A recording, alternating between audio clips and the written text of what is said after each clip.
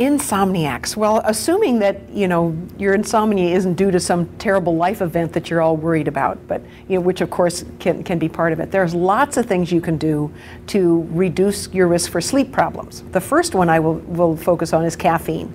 Caffeine in coffee, chocolate, colas, teas can linger in the system up to 12 hours.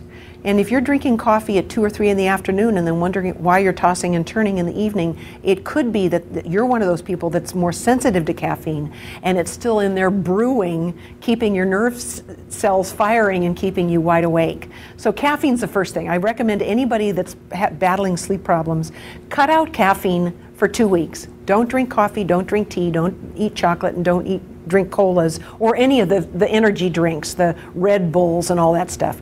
Just eliminate caffeine from the diet for just 2 weeks, not forever, just 2 weeks, and see if you see an improvement in your sleep habits. If you do, caffeine's been contributing to your sleep problem. You probably can still have a cup of coffee once in a while. Keep it in the morning and keep it to 1 or 2, but don't drink any for those 2 weeks. Give that a try.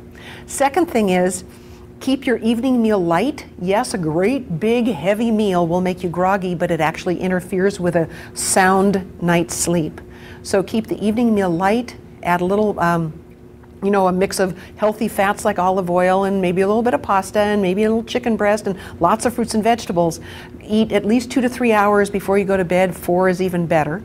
And again, keep not a big portion and not a greasy portion. Keep that evening meal light. Watch out for spicy or gas-forming foods. I mean, this is just kind of common sense, that if you got heartburn or gas, you're not going to sleep as well in the middle of the night. MSG is another one that they add to Chinese food often, but you can even get them in packaged foods. And some people are sensitive to MSG, and it causes wild dreaming and disruptive sleep. So avoid gas-forming foods, spicy foods, MSG-laden foods, and see if that improves your sleep habits. And then finally, about an hour before you go to bed, have an all-carb snack, a small one. You only need about 30 grams of carbs to do this, but have an all-carb snack. Maybe it's some Air Pop popcorn, half a whole grain English muffin with a little jam on the top. It will raise a brain chemical called serotonin, and when serotonin levels are high, you tend to sleep like a baby.